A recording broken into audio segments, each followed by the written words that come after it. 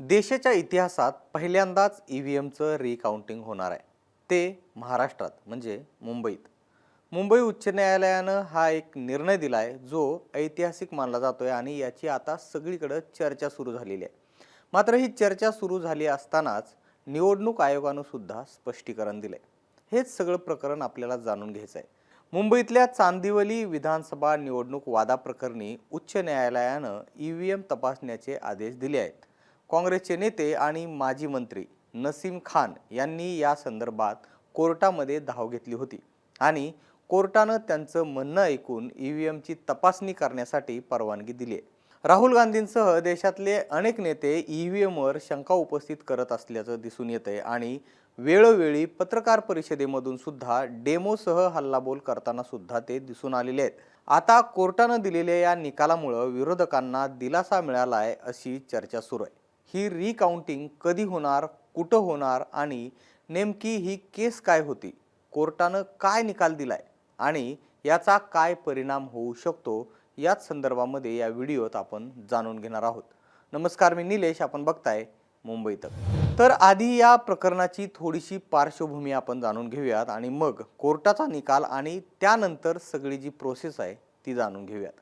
चांदिवली मतदारसंघामधून सध्या शिवसेनेचे आमदार आहेत दिलीप लांडे. सलग 2 वेळा म्हणजे 2019 आणि 2024ला त्यांनी नसीम खान यांचा पराभव केलाय. नसीम खान यांचा हा मतदारसंघ जो आहे तो बालेकिल्ला म्हणून ओळखला जायचा. मात्र 2019ला नसीम खान यांचा 409 मतांनी निसटचा पराभव झाला आणि 2024ला दिलीप लांडे यांनीच त्यांचा 20,625 मतांनी पराभव केला. याच निकालाविरोधात नसीम खान यांनी मुंबई उच्च न्यायालयात धाव घेतली. त्यांनी निवडणूक प्रक्रियेत गडबड झाल्याचे आरोप केले. न्यायालयाने त्यांचे मुद्दे लक्षात घेत ईव्हीएमची तपासणी करण्यासाठी परवानगी दिली आहे. ईव्हीएम उत्पादक कंपनी भारत इलेक्ट्रॉनिक्स लिमिटेड करून येत्या 16 आणि 17 एप्रिलला ही मुंबईमध्ये या संदर्भातली जी चाचणी आहे ती करण्याची परवानगी आता देण्यात आलेली आहे. या संदर्भातलं पत्र मुंबई उपनगर जिल्ह्याचे उपनिवडणूक निर्णय अधिकारी यांनी नसीम खान यांना सुद्धा पाठवले.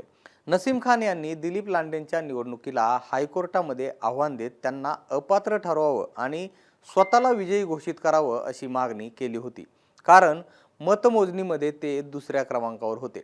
या याचिकेमध्ये खान यांनी अनेक आरोप केले होते. त्यामध्ये मतदानाच्या दिवशी दुपारी 3:08 त्यावेळचे मुख्यमंत्री असलेले एकनाथ शिंदे यांनी मतदारसंघाला दिलेल्या भेटीचा सुद्धा उल्लेख होता. एकनाथ शिंदे हे शिवसेनेचे स्टार प्रचारक म्हणून नियुक्त होते आणि ही जी भेट आहे त्यांनी दिलेली ही कथितपणे प्रचार आणि रोड शो मध्ये परावर्तित झाली असल्याचा आरोप सुद्धा नसीम खान यांनी केला होता, ज्यामुळे मतदारांवर परिणाम झाला होता असा त्यांचा आरोप होता. लांडेंनी या संदर्भामध्ये कोर्टाला असं सांगितलं होतं की 2019 मधल्या निवडणुकीतही खान यांनी याच कारणावरून आव्हान दिलं होतं. त्यावेळेस त्यांना केवळ 409 मतांनी त्यांचा पराभव झाला होता. फरक एवढाच आहे की त्यावेळेस एकसंध असलेल्या शिवसेनेमधून लांडे यांची उमेदवारी होती आणि त्यावेळेस उद्धव ठाकरे यांनी त्यांच्यासाठी प्रचार केला होता. अशी सगळी जी माहिती आहे ती लांडे यांनी कोर्टामध्ये दिली होती. न्यायालयानं नुकतीच खान यांची याचिका फेटाळून लावली होती. मात्र ही याचिका फेटाळून लावताना ईव्हीएमची तपासणी करण्याच्या त्यांच्या मागणीला मात्र कोर्टानं मान्यता दिलेली आहे.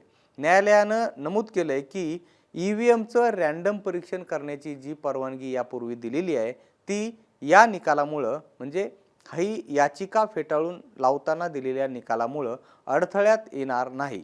नसीम खान यांनी यावर बोलताना असं सांगितलंय की माझी जी मागणी आहे, मुख्य मागणी जी आहे ईव्हीएम तपासणीची, ती न्यायालयानं मान्य केली आहे आणि आता याच्यातून नेमकं काय बाहेर येतंय या संदर्भात आम्ही वाट पाहू असं नसीम खान यांनी म्हटलंय.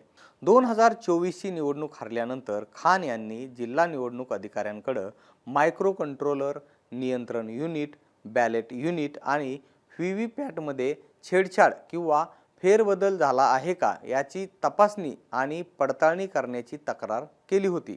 आता त्यांची कोर्टानं मागणी मान्य केल्यानंतर बोरिवलीच्या भारतीय अन्न महामंडळाच्या गोदामामध्ये या संदर्भातली तपासणी केली जाणार असल्याचं निवडणूक अधिकाऱ्यांनी पत्र खान यांना पाठवले.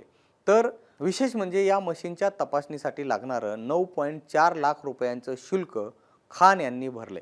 दरम्यान या संदर्भातील बातम्या माध्यमांमध्ये यायला सुरुवात झाल्यानंतर राज्याच्या मुख्य निवडणूक अधिकारी कार्यालयाकडून या संदर्भात स्पष्टीकरण सुद्धा आले।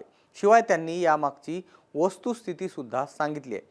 त्यांनी म्हटलंय, सर्वोच्च न्यायालयानं एका न्यायालयीन प्रकरणात दिलेले निर्देश विचारात घेता भारत निवडणूक आयोगानं एखाद्या निवडणुकीत दुसऱ्या किंवा तिसऱ्या क्रमांकाची मतं मिळालेल्या उमेदवारानं अर्जाद्वारे मागणी केल्यास व विहित फी भरल्यास सदर मतदारसंघामध्ये वापरलेल्या एकूण मतदार यंत्रांच्या 5% मर्यादित मॉकपोल किंवा डायग्नोस्टिक चेक यापैकी पर्याय निवडून ईव्हीएम तपासणी करून घेता येईल।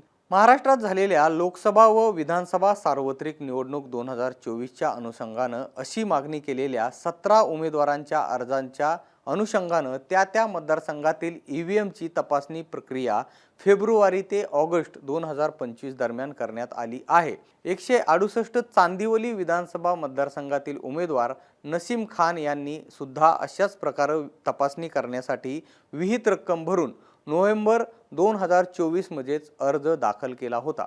तथापि उच्च न्यायालयात निवडणूक याचिका दाखल केलेली असल्याने व निवडणूक याचिका दाखल असलेल्या मतदारसंघात अशी तपासणी प्रक्रिया राबवायची असल्यास त्याकरता उच्च न्यायालयाची परवानगी आवश्यक असल्यानं त्यानुसार नसीम खान यांनी न्यायालयात केलेल्या विनंतीनुसार माननीय उच्च न्यायालयानं फेब्रुवारी 2026 मध्ये चांदिवली विधानसभा मतदारसंघामध्ये विधानसभा निवडणूक 2024 मध्ये वापरलेल्या ईव्हीएमची वरील प्रकारे तपासणी करण्यास परवानगी दिलेली आहे। त्यानुसार दिनांक 16 एप्रिल 2026 रोजी मुंबई उपनगर जिल्ह्यातील चांदिवली विधानसभा मतदारसंघातील 20 मतदान यंत्रांची तपासणी प्रक्रिया राबवण्यात येणार आहे। महाराष्ट्रात अशा प्रकारे पहिल्यांदाच ईव्हीएम तपासणी होत आहे या बातमीमध्ये तथ्य नाही, अशा प्रकारचं स्पष्टीकरण निवडणूक कार्यालयाकडून देण्यात आलेलं आहे। दरम्यान नसीम खान यांच्या आरोपानंतर आता ही तपासणी होणार आहे। यात जर काही गडबड आढळून आली तर ही निवडणूक रद्द होणार का? लांडे यांची आमदारकी जाणार का? असे अनेक सवाल या निमित्तानं उपस्थित होत आहेत। शिवाय यामध्ये काही गडबड आढळून आल्यास निवडणूक आयोग काय निर्णय घेईल याकडे सुद्धा लक्ष लागून आहे। आपल्याला या संदर्भात काय वाटतं हे आम्हाला तुम्ही कमेंट बॉक्समध्ये नक्की सांगा। आणि सगळ्यात महत्त्वाचं म्हणजे मुंबई तकला जर तुम्ही सबस्क्राईब केलं नसेल तर सबस्क्राईब करून घ्या। हा व्हिडिओ पाहिल्याबद्दल धन्यवाद।